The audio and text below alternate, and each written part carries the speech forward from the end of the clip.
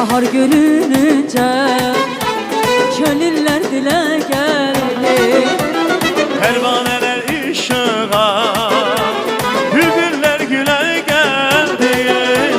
Hiç bahar görününce gönüller dile geldi.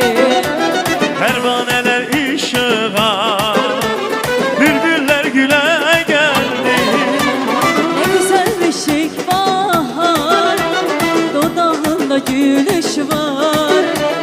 Düzülüp katar katar gülüm oy, durnalar göle geldi.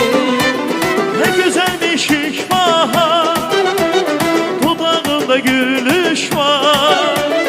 Düzülüp katar katar gülüm oy, durnalar güle geldi. Gönüller dile geldi. Güzeşer karışanda, ulduzlar sarışanda. Geceşer karışanda, ulduzlar sarışanda. Bir dudağı danışanda, fıçıldayıp danışanda, dilinden okuyuram, dilinden okuyuram. Bir dodaktan alışanda, fıçıldayıp danışanda, dilinden okuyuram, dilinden okuyuram.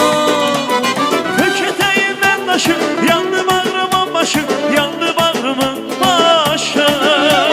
Gel bu sana könlümü, sensiz öten ömrümü, sirdaşı yol sirdaşı. Köketeyimden taşım, yandı bağrımın başı, yandı bağrımın başı. Gel bu sana könlümü, sensiz öten ömrümü, Sirdaşı o sirdaşı, sirdaşı o sirdaşı.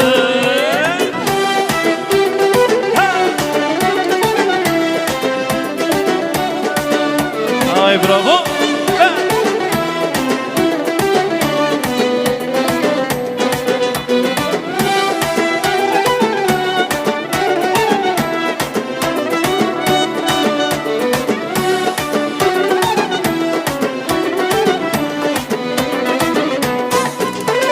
Söyledisin bilem gel unut beni, lan oldum danışıp yine bilmedi.